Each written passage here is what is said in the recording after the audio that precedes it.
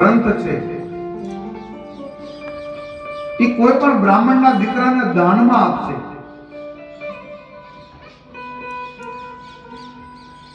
એ વ્યક્તિ માના પરમ પદને પામશે, એવું પણ વ્યાસજી આમાં લખ્યું છે. અને ઘણીવાર કહેવાય છે ને કે જે સ્ત્રીને સંતાન ન થતું હોય, આ હું નહીં પણ દેવી ભાગવત કહે છે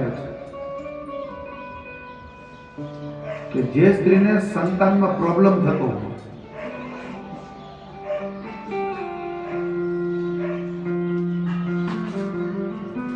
અથવા તો ઘણી સ્ત્રીઓને મેં એવું સાંભળ્યું છે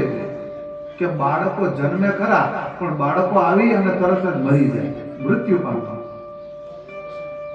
આ મારા શબ્દ નહીં, માગડીઓ,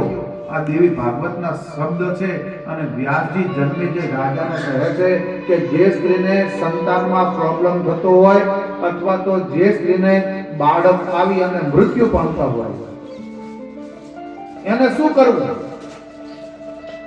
તો વ્યાસ નારાયણ લખે છે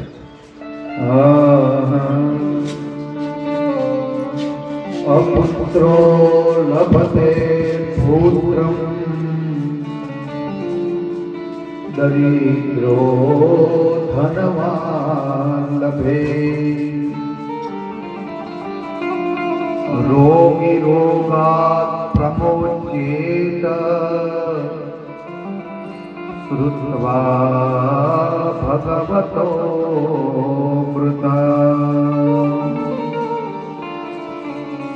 તો જે સ્ત્રીને સંતાન ન થતું એને શું કરવાનું કે માની નવરાત્રી આવે એટલે કોઈ પણ બ્રાહ્મણની મુલાકાત કરવાની.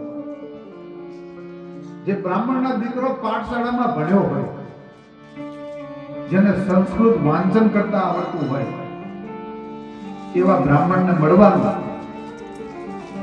અને એ બ્રાહ્મણને કહેવાનું કે હે ભૂદેવ, આ 9 દિવસ નવરાત્રીના તમારે 9 દિવસ મારા ઘેર આવવાનું છે અને તમારે જે સમય મળે 2 કલાક 3 કલાક નવરાત્રીમાં એ બ્રાહ્મણને આસન આપી ગાદી આપી બેસાડવાના અને દેવી ભાગવત નામનું પુસ્તક બેનોએ મંગાવી લેવાનું બજારમાં. તમારે ગુજરાતીમાં મળે તો ગુજરાતીમાં અને સંસ્કૃતમાં મળે તો સંસ્કૃતમાં, અને બ્રાહ્મણના દીકરાને આપવાનું અને માતાજીનો દીવો અખંડ ચાલુ કરવાનો, માની જે ફોટો હોય એ મૂકવાનો અને બ્રાહ્મણના દીકરાને કહેવાનું કે તમે આનું પારાયણ કરો અને આ પારાયણ તમારે જે બહેનોને તકલીફ હોય ને એને એક ચિત્તે આ દેવી ભાગવત ભલે સંસ્કૃત